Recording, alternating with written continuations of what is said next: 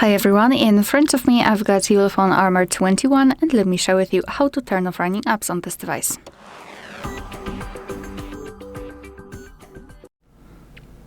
So first of all, we have to open the recents, and depending on what kind of navigation type you've got set, you can do it differently. So if you've got the 3-button navigation, simply tap on the button with a square icon.